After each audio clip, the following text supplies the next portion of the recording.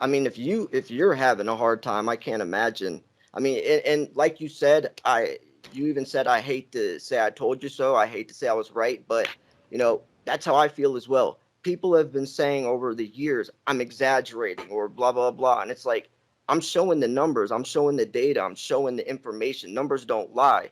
I've been talking about this over and over so many. That's my main conversation topic on my channel is the silver shortage. People think I'm just making this stuff up, or how many articles I said where these guys don't know and there's plenty of silver. It's like there's not. And now people are starting to wake up to it.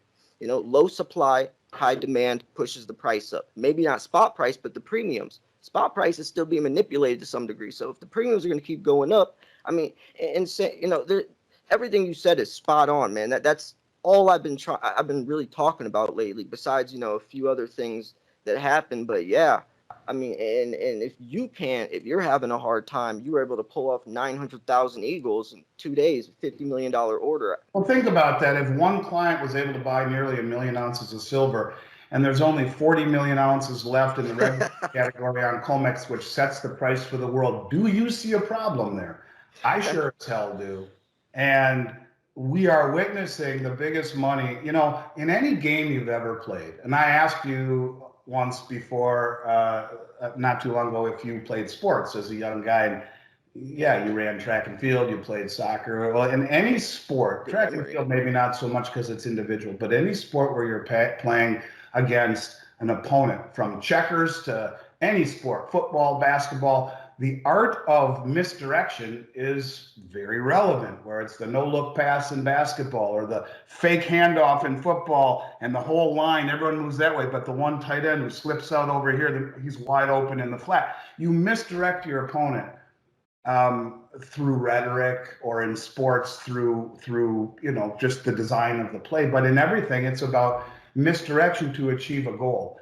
And that's exactly what we're seeing happen here, where the biggest money in the world has used the misdirection of the Western suppression of price to drain the shelves. Right now on the London Metals Exchange, the silver being held that is not already encumbered, like for ETFs as an example, is the lowest level it has ever been since they started recording inventory levels on the London Metals Exchange.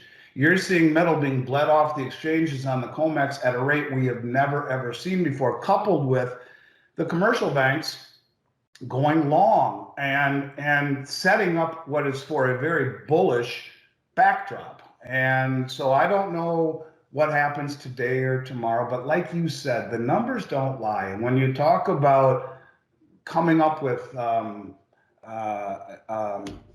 a formulation or a prognostication or a theory based upon mathematics and economics and a sprinkling of old school logic, in the end, you'll be right. It's just a matter of the variables that are added to that equation by the big money that doesn't ultimately change the outcome, but it can delay or mitigate the way that the outcome happens. And in the end, we have to pay the bill. Mother Nature and mathematics will catch you. And the continued suppression of interest rates originally and of metals and all of these markets, when you continually suppress them in an artificial manner like this, going against the grain in the respect that the global demand is growing.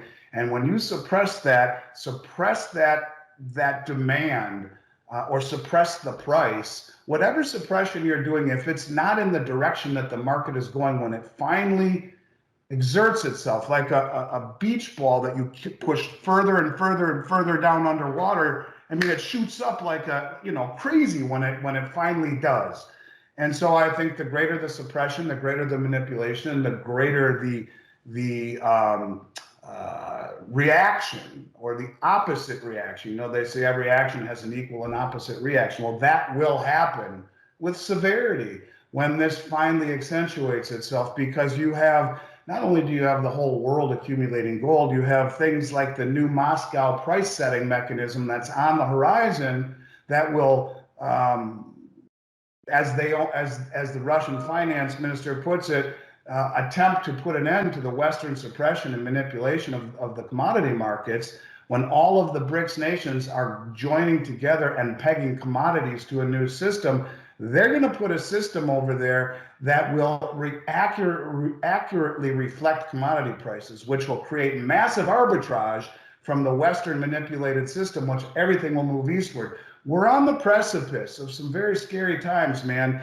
and you're not buying this stuff to get rich. Right. Get it through your head, people. You're buying this to get the hell out of the way of what is coming down the pike, which is a once-in-a-lifetime change, a shift in Western financial dominance, I think, and that is going to lead to some very, very, let's just call it religious moments for people when this happens, who are woefully unprepared and have not taken the time to start to mitigate their exposure to dollar and dollar-based investments. And when they try to get into silver, that's when things, I think, get really difficult, because there's just not enough out there to provide metal for everyone who wants it. What do you think about that, reverting back to a gold standard? You know, his bill, I think it's HR 9157. Yep. I read it and I was impressed with that he actually put in there that the 6 decades. It's lost 30% of its purchasing power the dollar has since 2000, and 97% since the Federal Reserve Act of 1913,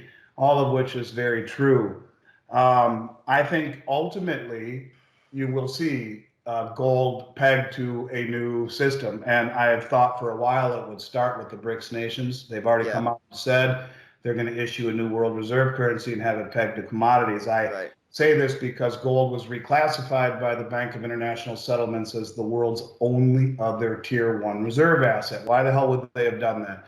Why would they have pegged gold as a tier 1 after almost 80 years of it just being dollars and treasuries? And this explains to me why lots of the central banks are accumulating gold.